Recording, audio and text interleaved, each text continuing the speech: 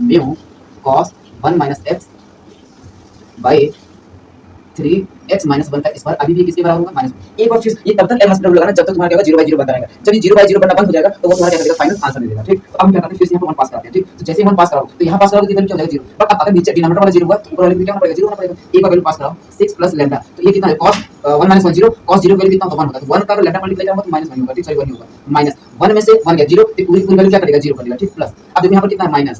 ठीक, अगर इसमें मैंने पास करा 1 माइनस 1 cos 0 और cos 0 की वैल्यू कितना होता है cos 0 की वैल्यू हमारा होता है 1 माइनस म्यू। अब ये वाली अगर डिनोमिनेटर की वैल्यू कैसा हो रहा है 0 हो रहा है तो डिनोमिनेटर को भी क्या होना पड़ेगा 0 होना पड़ेगा। नहीं अदरवाइज अगर ये नॉन 0 हुआ तो क्या करेगा इंफिनिटी मतलब लिमिट एक्सिस्ट नहीं करेगा। मतलब ये हुआ कि लिमिट की वैल्यू आउटपुट आएगा नहीं लेकिन हमको आउटपुट कितना आ रहा है -1 तो इस लिमिट को एक्सेस कराने के लिए डिनोमिनेटर को कितना होना पड़ेगा 0। अब इसको थोड़ा इक्वेशन को सॉल्व कर दो तो 6 plus lambda minus mu equal to कितना हो गया 0। तो इसको मान लेते हैं इक्वेशन नंबर फर्स्ट।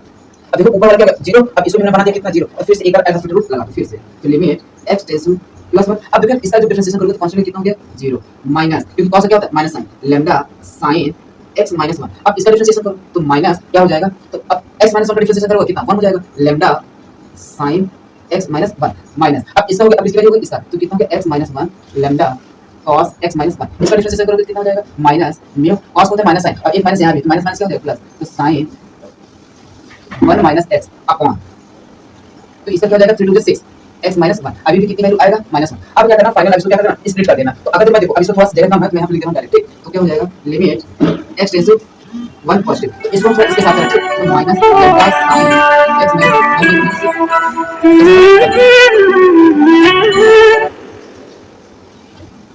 अब इसका भी इसके साथ स्प्लिट कर दूंगा तो कितना हो जाएगा माइनस लैम्डा तो sin x minus x by 6 x minus इसका भी कर दो तो minus lambda x minus x cos x minus कितना अपॉन 6 x माइनस 1 और इसका हो जाएगा mu sin 1 minus x by 6 x minus 1 equal to minus. अब देखो कुछ करना नहीं है बस सीधा आंसर। ठीक, अब इसको थोड़ा सा इरेज कर देना। इतनी बातें समझ में आ गया इसको जब हम हटा देना देखो तो क्या हो जाएगा तो इतने की वैल्यू क्या ये वाली पूरी वैल्यू क्या कर देगा 1 कर देगा तो यहाँ से आ जाएगा कितना माइनस लैम्डा बाई 6 ये वाली वैल्यू क्या कर देगा माइनस 1 कर देगा तो लैम्डा बाई 6। अब ये वाली वैल्यू इसे जब काट देंगे तो अब cos वैल्यू पास कर देंगे तो कितना आ जाएगा तो यहाँ आ जाएगा कितना माइनस लैम्डा बाई 6। अब यहाँ वाली वैल्यू क्या कर देगा माइनस माइनस प्लस इसको करा देगा तो कितना हो जाएगा plus lambda by 6 equal to कितना आ जाएगा तो कितना आ जाएगा minus 3 lambda by 6 plus mu by 6 equal to कितना हो जाएगा माइनस 1। इसको भी हम हटा देते हैं। ठीक, तो अब कितना हो जाएगा minus 3 lambda plus mu equal to minus 6। अब जो हमको यहाँ पर इक्वेशन मिला इसको दोनों सॉल्व कर देते हैं। ठीक, तो यहाँ से हम म्यू की वैल्यू निकाल लेते हैं तो कितना आ जाएगा 6 प्लस लैम्डा यहाँ रख दो माइनस 3 लैम्डा प्लस 6